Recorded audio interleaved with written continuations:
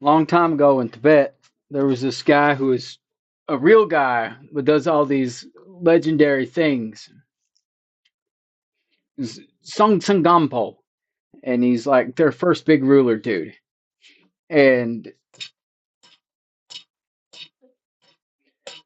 there's these efforts to spread Buddhism. While he's around, they're being hampered because the land is possessed by a a demoness. The land is possessed by a demoness.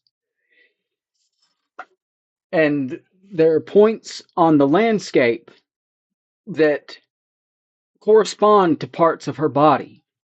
And they build 12 temples on them spots on her body until they subjugate her. Now, to anybody that knows anything about animism or Mesoamerican religion before the Christians, uh, or anybody that studied Mesoamerican history, this should set off some alarm bells because that's exactly what they did in South America, except a little worse. See, not only did they, see, the Mesoamericans, Pachamama is this Earth Mother spirit, and she is the land. See, but what the Catholics did, the Christians, they over time they tied up the Virgin Mary with Pachamama. Now, what Tibetan Buddhism did was, and this is why it's so weird. It's a weird Buddhism, is because they couldn't completely stamp out the indigenous Bun religion. That's what it's called. It's called Bun, the Tibetan religion. They couldn't stamp it all out.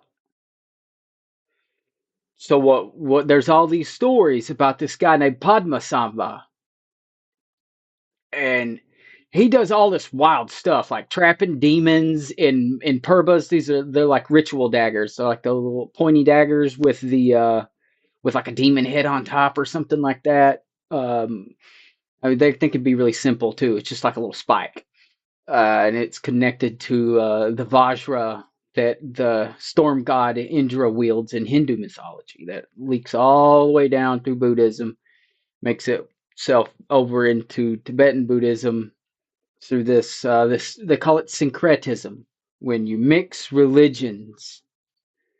See, but what happens is Padmasambhava and all these people, they they go and they make these deals with local spirits and mountain deities and demons and stuff.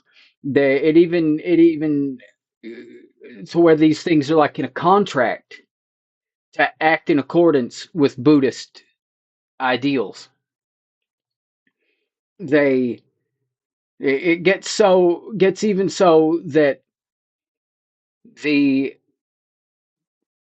the state oracle of Tibet, who advises the Dalai Lama, the spirit from which the oracular revelations come from, is a mountain god.